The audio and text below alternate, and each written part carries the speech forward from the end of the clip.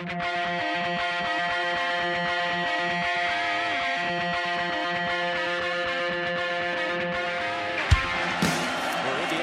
first down and 10 at their own 10-yard line. And Tevin Coleman with some running room. Tevin Coleman down the sideline. Coleman, one man to beat. Tevin Coleman's going to go 90 yards, and Indiana takes the lead. Randall L. scrambles, thought about the pitch, keeps it himself down the sidelines. He could go. Antoine Randall L. touchdown. Roy going to the single coverage, end zone. Touchdown! He hits Cooper again. Yo, what's up? Voice is gonna be a little rough here. Oh, this is Braggley, by the way. Hoosier Happy Hour podcast. Me and Seth, no Brandon. Brandon and I went to the game together yesterday. The game we're referencing in this podcast. Lots of yelling, lots of screaming, lots of drinks flowing, and lots of maybe lots of roadies on the way home. Granted, we were not driving. Oh my God, we were not driving. Sober wife was driving. So, yeah, that's why Brandon's not here. I'm assuming he says it's because somebody's staying at his house. He's got company over. He's paying for the babysitting. Yeah, that he's covering his butt now for Saturday. That's what I heard. Mama Dubich she's great. She's great. I'd hang out with her for an extra day too if we had to. All right, yeah. Hey, let's get into it. You heard Seth. We got to fly through some stuff because his wife's making him go clean or something like that afterwards. So we're here to talk about game number 10, which made our IU Hoosiers 10-0. A win over Michigan. I'm not even sure if I got the score right. I do. Indiana 20, IU Michigan. Indiana 20, IU 15. As you can tell, you did it again, dumbass. Indiana 20, whatever. IU 15. Yeah. Everybody figures it out. We won the game. We won the game by 5. Now Seth had a little slip last week on the recap, saying that it tied the best ever start in Indiana history. Technically, 9-0 is the best start. 9-0-1 was what it was tied with for most wins. But now this is official. Fair. Now you can clear everything. There's no ties. There's no nothing. Uncharted territory. Yes, and everywhere from here, if we win another one, it keeps going. So and ranked number 5 and number 6, the coaches still hating on the boys. Number 5, number 6, AP and coaches poll. Again, the one that I guess technically matters more moving forward will be out Tuesday evening. Don't get your I don't know if we can say all right, that. Let's anymore. get this Don't out get of the your way. underwear in a bunch. Hold on. Don't get upset on Tuesday. Go ahead. You're gonna end up 2 spots lower than what the ranking ends up. If you end up 5 or 6 because of the doo-doo-ness of the Big 12 and more or less the ACC as well, you're gonna end up getting leapfrogged by both of those assumed, sorry, wrong A word there, assumed conference champions from those conferences. So yeah, prepare yourselves accordingly, ladies and gentlemen. I've got a no, it's fine. We've talked about it. I don't think Big Ten right now we have 4 teams in the top 5, which is insane. I don't think that at least one of them makes it into that part of it, right? And it's not us. I'm not talking about us. There's a conspiracy theory on the Reddit boards here that I'll talk about. My 1 sack mention or 2 sack mentions. Well, we'll get there. Let's run through this again. As I said, we're up against a timeline with Seth and his wife, and you don't want to mess with that. So, all right, plays of the game. Seth, I will preface this. Everybody listening, it's been a busy. Last night was nuts. First off, we didn't get home till like 9:30. Like it took us forever to get home. And we had a great time. We were car karaoke on the way home. You were part of the group chat that saw everything we were doing. It was amazing. But I haven't rewatched the game yet. I know that's the worst thing I could have possibly done. I was not super excited with how that game went yesterday, so I wasn't super excited to rewatch it. So, but we'll talk about it. So, play of the game. Let's go. Yeah, for me, there were two options, and I encourage you to take the other one. I think it was either the 41-yard Radicic field goal that put it up 20-15, even though that ended up being meaningless, even though more than a field goal, that forces the must-have a touchdown scenario. But for me, it was ultimately the denied 2-point conversion attempt that would have made it 17-17. Michigan had just scored, and then they that they're going to try to target somebody, one of the big tight ends. He's rolling, he's kind of moving around, and then eventually he fires it. Amari Farrell gets his hand on it, and it's still I can't remember who it was. It might have been O'Leary. It almost ended up right in his breadbasket anyways. But just that slight deflection caused it to just kind of out of his hands just enough to make it the difference. And in a game of inches, that 2 points was a lot of leverage for that, kind of tail end of the stretch.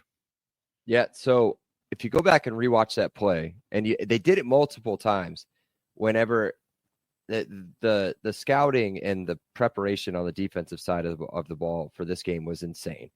They, you could see Aiden and everybody they're going like this. So I don't know the exact hand motion, but they're all on board. They knew for a fact nobody else is getting targeted on this play other than Loveland. That's it. Loveland is the only one that this ball is going to. And when Davis Warren figured out he could not get that ball to him, and then he had CJ West and Kamara breathing down his neck, then it became pure chaos. And again, yes, that was a big, heart and throat moment across the stadium. I mean, that was big time. If they would have gotten that, the momentum would have been real strong, and it would have been much more of an uphill battle than what it already was in the second half. So yeah, you mentioned the field goal from Radicic. He was great, just calm, perfect kicks. I'm gonna go with a play that I called, and I think that kind of got us rolling a little bit.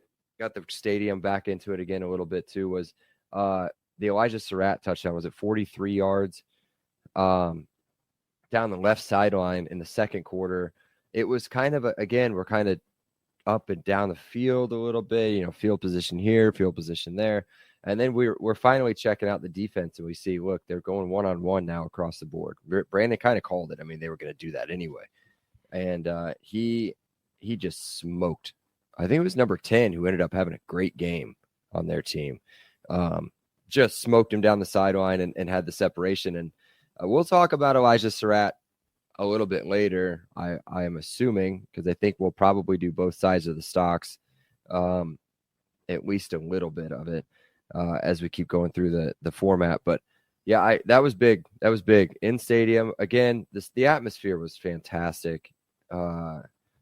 It's amazing. It's amazing to be at that. So anything else you want to talk about? Any specific plays stood out to you? Anything crazy? No, I just wanted to mention that Radicic's 40 and 41 yarders were both career longs at that time. So I believe he's a redshirt freshman from Texas.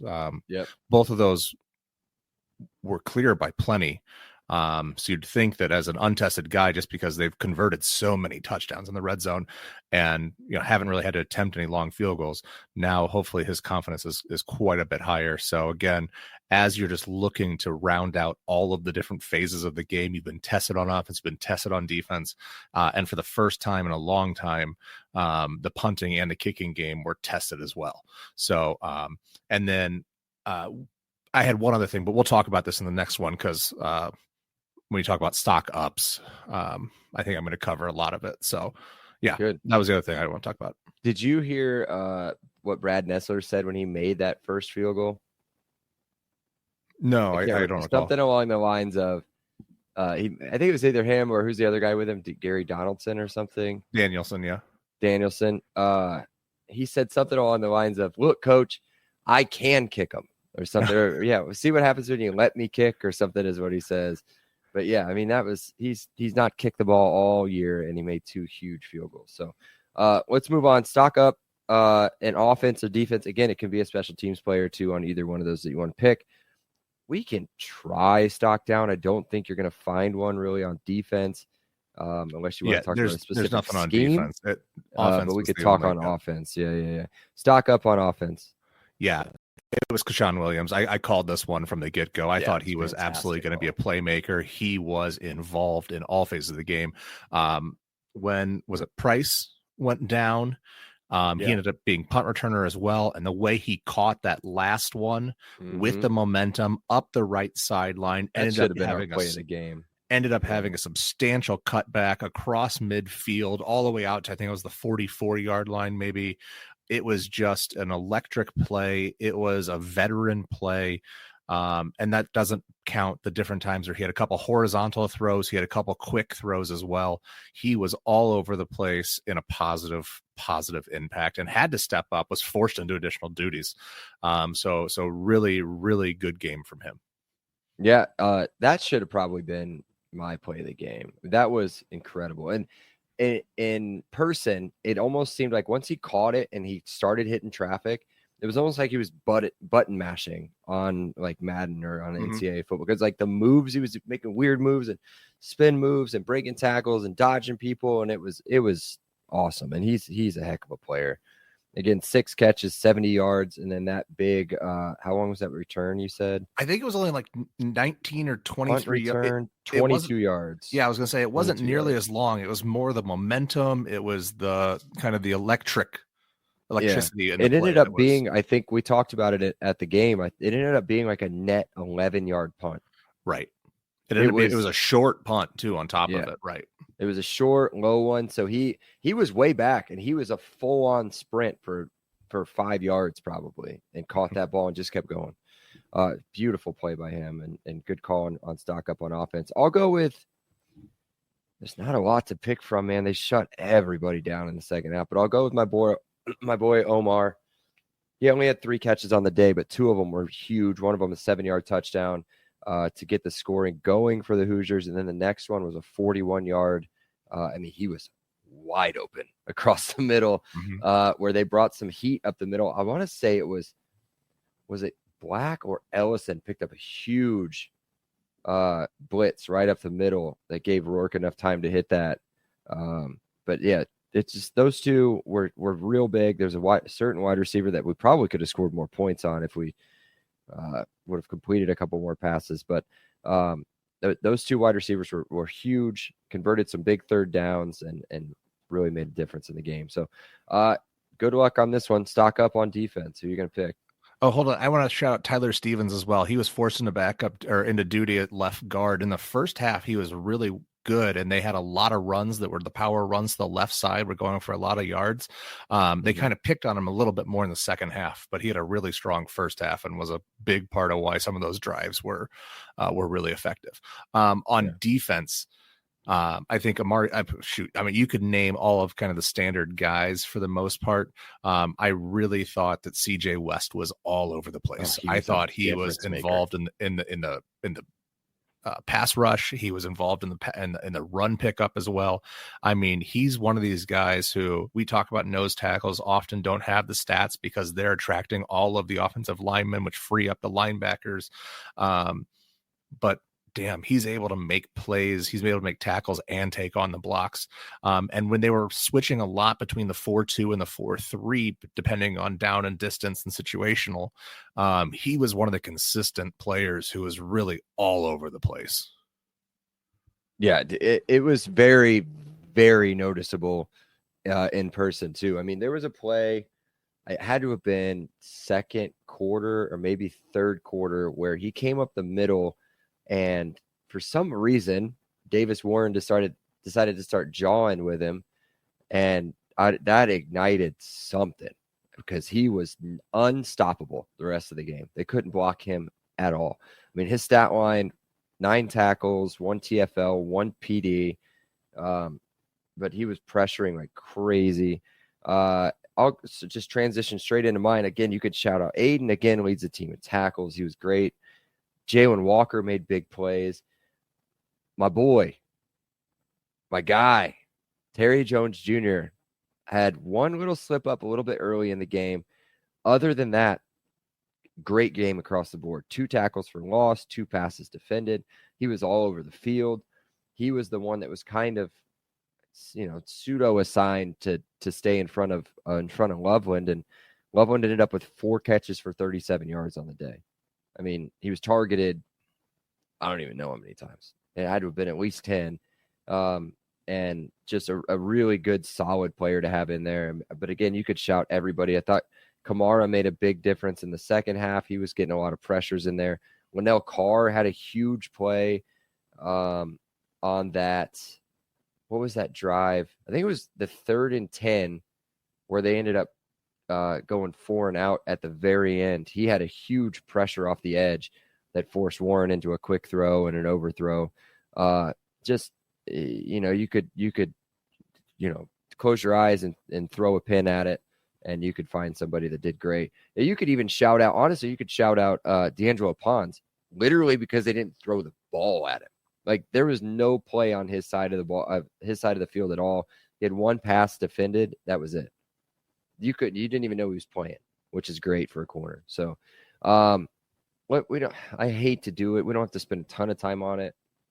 No stock down on defense.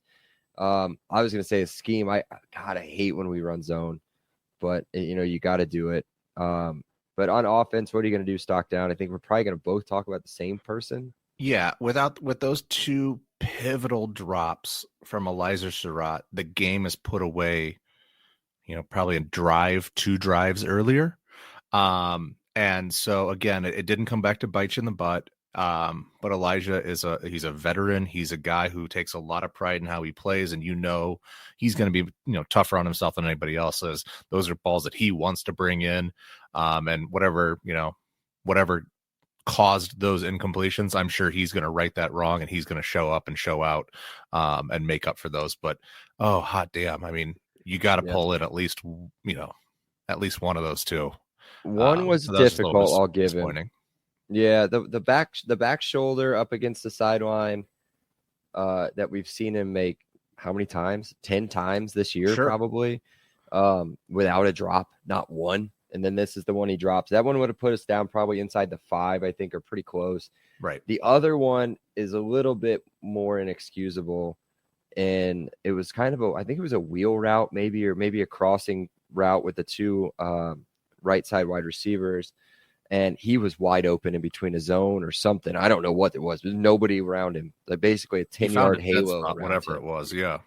And he would have put us in a heck of a spot there too. That was, to me, that was a more egregious drop than the other one. But again, we when we say stock down, it's just the guy was at the top. I mean, it's hard to say he's not a bad player. Mm-mm. We're not mad at him. We won the game, so it's hard to be mad at anybody. But just I don't want to say disappointed. We're not disappointed, but he can do better. He can do better. And they played against a really good defensive secondary. I thought with Will Johnson being out, I expected it to be a little bit lackluster. But we talked about it early. Zeke Berry, converted as kind of a nickel safety, had a huge game. He had probably 3 pass deflections. I think he had 4. I think he was at the box score. He had 4 over the place. Yeah. And he was he had 3. You were right. He was one of those guys who could hold and get away with it. They just, for whatever reason, his tugs were invisible. His little arm hooks couldn't be seen. So he ended up vaulting from kind of the 3rd or 4th cornerback on their depth chart to kind of outplaying the number 2 who had been steady most of the season. So that was, kind of an unexpected, really bright spot for Michigan, which caused IU a lot of problems. Yeah, I'm interested before we move on, because we're not really going to be able to talk about this the rest of the pod. But what was kind of the vibe on TV? Obviously, we were fine. First half, I thought we were fine. We were moving the ball. I think everybody looked really good. Second half, dude, I don't know what they figured out, but they figured out something. Oh, the broadcast was pro Michigan the entire time. It was like, oh, this is a great scene, but Michigan's this, just Warren, Davis Warren is so good now. He's got it all figured out. And, Loveland, every time he came off the field, they were like, well, if I was their coach, I'd play him and target him every single play. So it was just like, it was all just a very kind of pro Michigan broadcast. So it was kind of goofy. Yeah, it's a ball game. As soon as it got to 17-9, just like, they were selling it. Yeah, I was confused why Loveland wasn't on the field as much as I thought he was going to be on the field. I have no idea. There were some coaching decisions from Sharon Moore that just made no sense. Down at the end, The they 30 had seconds, 28 Oh seconds my they just God. let tick off the clock for no reason before calling timeout. If you're going to call timeouts to run out the clock or to prevent IU from running out the clock, like everybody in the world knows, as soon as the play is over, you call timeout. You don't wait for 28 seconds till the clock ticks down to 12 seconds or the play clock ticks down to 12 seconds and go, oh, hey, timeout, guys. Like, what the hell was that? It just really the questionable. feeling inside this.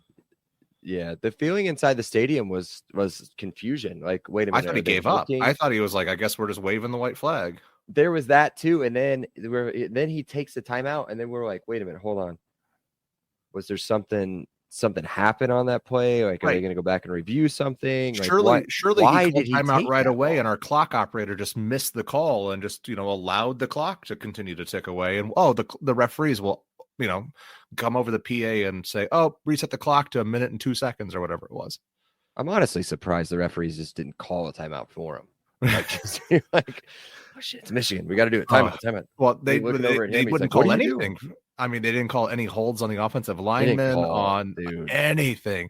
The quarterback on the fumble down by the goal line, he just completely horse collars the guy as he's diving for the ball. Nothing called there. It was just the defensive backs were very catchy, very handsy, grabby.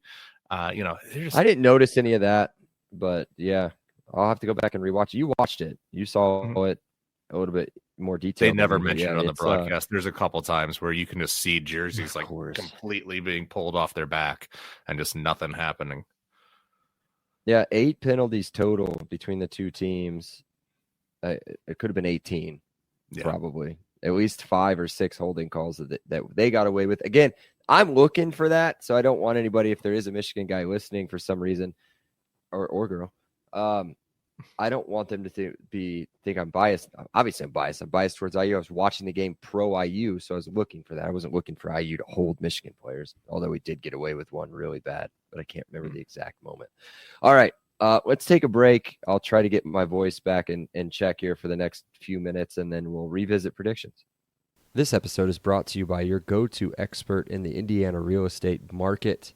Whether you're looking to buy, sell, or invest in a home right here in the heart of the Hoosier country, Garrett Lawton with True Blood Real Estate is the agent that you need.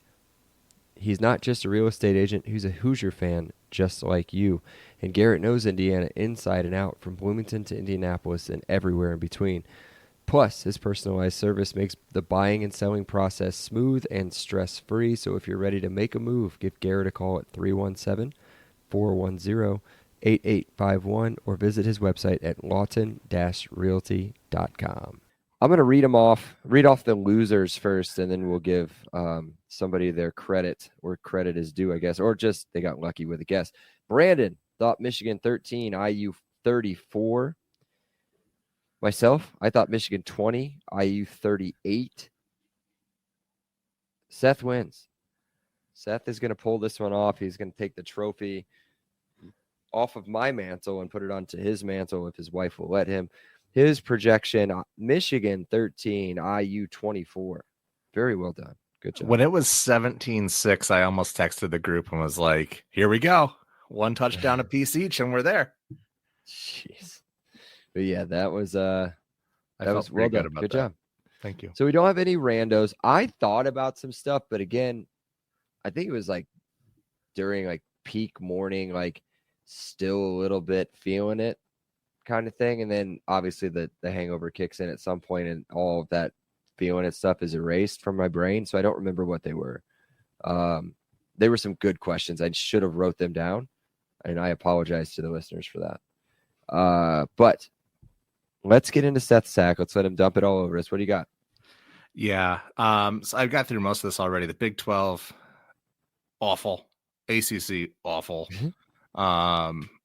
my instant overreaction from this weekend is that the automatic qualifier, automatic buys for the Big 12 and the ACC are just atrocious. Like this is going to end up just pissing everybody off. Anybody who's played NCAA football 25 has already come across this and is well aware of just how ridiculous this ends up. So I have a feeling this is going to be a very limited scenario. But it's just so much. It's so clear that the SEC and the Big 12 or the Big 10 have separated themselves completely from the rest of the pack. There is no group of four. There is no Power Four anymore. That is a completely dead prophecy. It is the Power Two, and then everybody else is a poverty conference. I don't care what you want to say in the Big 12 and in the ACC. The ACC at least has a couple of pretenders who can kind of cycle to the top randomly, but they end up getting exposed usually. So I just think that this is just kind of an inevitability that this is going to be a short-lived kind of formatting. And then the other thing I have is there was a moment at about 12:38 Saturday afternoon where a young man missed a 21-yard field goal for the Purdue Boilermakers. And I have nothing against Spencer. He's probably fine. But that was the exact moment that I decided we absolutely need to fire Ryan Walters into the moon. I used to be you got to give a guy 4 years, give him a complete recruiting cycle. Within the last 5 years, I said it's got to be it's 3 now. Whether it's my ADHD or whatever it is, attention span be damned. If you can't do it in 3 years, you're definitely not going to do it in 4th. You end up being a lame duck. The vast majority of the time. But yeah, we're 22 games in. It ain't getting any better. 21 games in. I met him once in person. He's a really nice guy, so maybe that swayed me too much here. But I texted a couple of Purdue guy groups the other day, and they all welcomed me to the club. Apparently, I was one of the last on to the bandwagon. So, congratulations! Hey. Yeah. Ever since we beat NC State in the Final Four semifinal, it's been all downhill from here. And the 7-4 guys broke his leg. Oh no. Yeah. Weren't they like an 8 seed too? That was the joke I was gonna make before that, but it's what? Okay. NC State. Like it's not like you beat them. Oh yeah. Yeah, extend Walters forever, please. And then actually, you know what? You guys will just F up the next hire anyways. It doesn't matter. Stop. That's why I'm so excited about my win for the prediction. Yay, I finally won something in a long time. I had another question and I lost it because we started talking about Ryan Walters, and it's what he does. He loses. CFP playoff projections. Expect them to be linked with Alabama probably in the 7-10. Somewhere around there. Yeah. Is that what we think? Yeah. Again, who was 10? I forget. Don't get all Alabama on your little note that you did. Yeah. It was Alabama. Okay. But don't get all worked up, guys. You're going to. You'll do just like what I did for 30, 45 seconds. You'll be so mad. You'll be firing off texts to all your friends. And then you'll be like, wait a minute. This doesn't mean anything yet. It means nothing. So it's engagement farming. Yep. So just hang in there. Here's a question. Oh, no. About my conspiracy theory, too. Yeah, hold on. Let's get to it. Do your conspiracy theory first. So here it is. Question. Ohio State wants to lose to IU. Here we go. They are pretty much locked in at the 5 unless they somehow beat Oregon in the conference finals, right? Let's go there. So then if they play Oregon in the conference finals and lose, then they stay at the 5 anyways. So, whether they win, lose, they're pretty much locked into the 5. With 3 losses. No. If they lose to IU and they lose to Oregon. No, then they don't play Oregon. Then they don't play. Okay. They don't want to play in the conference championship. Right. Because then, so they stay at the 5. Oregon beats them in the conference championship. They stay at 5. They end up playing Boise State or BYU or somebody at the 12, get a home game. They feel pretty confident they'll win that game. And then they face Oregon again, a third game against Oregon, this one that actually means something. So why not let IU win in the horseshoe? Let them go 12-0.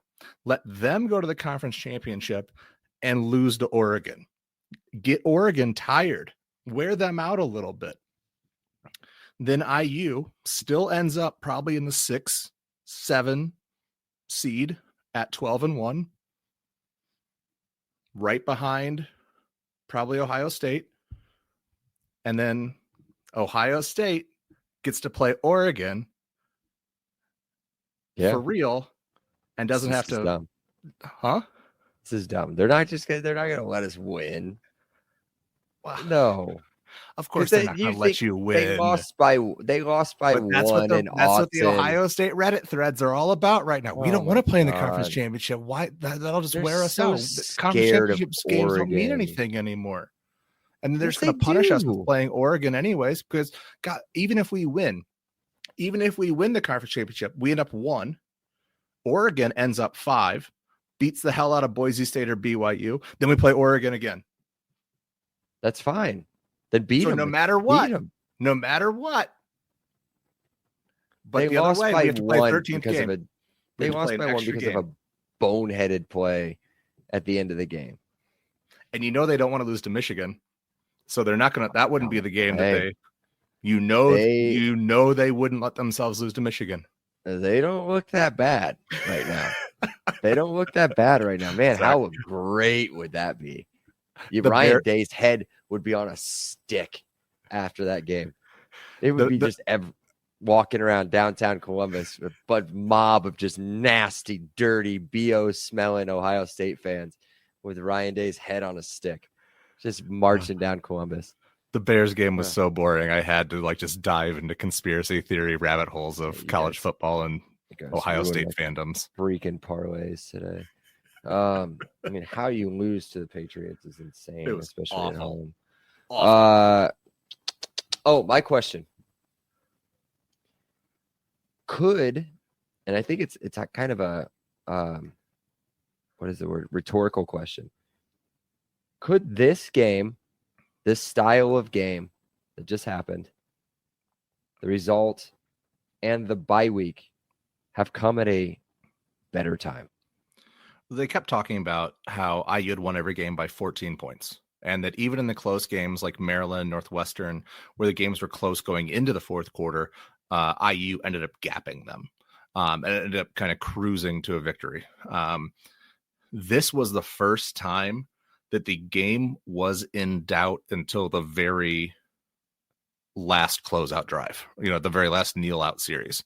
So they had to play a complete 60-minute game, no let up. Every single snap was the biggest snap of the game in that fourth quarter, where anything could have gone either way, if one thing happens or another. So this absolutely builds up more confidence, builds up that clutch experience, builds up whatever that memory recall is, that when they have that next really tough situation, they say, we beat Michigan. We figured out, we dug deep, we pulled it together, backed up against the wall. We figured it out. So when they go to Ohio State in 2 weeks and maybe they get punched in the mouth in the first quarter, maybe it's the third quarter and they have a fumble that's inopportune, they have this experience they can call back on and say, hey, we've come back, we've bounced back, and allows them to go back out on the field with confidence that they can right those wrongs. So I think a win like this, ugly, sloppy, definitely not your best effort, definitely took away a lot of your best options, and you still found a gritty way to win it, and you found a way to make up margin. You won the game in the margins. You stopped the 2-point conversion. You had 3 different opportunities that could have been touchdowns that ended up getting field goals out of. You won the punt return game. So there was those types of things where you're not going to get overhyped on the yardage here, but there's little margins of the game add up to 5 points, and that ends up being the difference. Yeah, I mean, it's just, for me, you answered the same as I phrased it, but yeah, I mean, it's you're not going to win every single game like that. I mean, go ask Miami if they would have killed for a scrappy game against Georgia Tech, right? Or, when they're down 35-10 at Cal in the fourth, going into almost basically going into the fourth quarter. I mean, it didn't turn out because they're part of your fraud rant that you went on earlier, but dude, this is what they do, man. Like LSU, Alabama, 6-3, right? The game of the year, game of the century, right? It was 6-3. And like every team goes through adversity. And the best teams, even the best teams, Texas, Ohio State, Oregon, have all gone through it. Penn State just went through it. Have all gone through it this season. And this is what we needed, I think. And then now, guess what? Now you get the bye week. Now you get to figure it out. And then you get a whole week to prep it out for Ohio State. So, 2 weeks, I guess. Yeah, so that's it, man. You got anything else? Yeah, if they fire Ryan Walters before the IU game, he will be a perfect undefeated against IU. So, wishful thinking there. No, they're not going to fire him. They're going to keep him forever. All right, that's it. We'll wrap it up. Be sure to check out the pod on Twitter and Instagram. It's at Happy Hour IUFB. Be sure to download, rate, review, follow, whatever. I'm not going to read it on all of our platforms. You guys don't do it anyway, so it doesn't matter. Yes, they do. Hey, we do have some fun content coming on, some fun interviews that Seth set up. At least 2 of them are confirmed, and I'd say probably another 1 to 2 in the background possible. We have a little bit of a scheduling thing where Seth and I will both be out of town this week. So hopefully we can get everything done and recorded and put out for you guys to listen to while there's no football happening. So the bye week's coming at a great time for us as well. It's perfect. Oh, that's the whole reason why the vacation's scheduled. Oh my God. Because of me. Look at that. So yeah, there we go. And no, Seth and I are not going on vacation. We are going. Yes, on we are. Together, Yeah, but like not just us. So, all right, that's it. We'll see you. Cheers. 10-0. Cheers.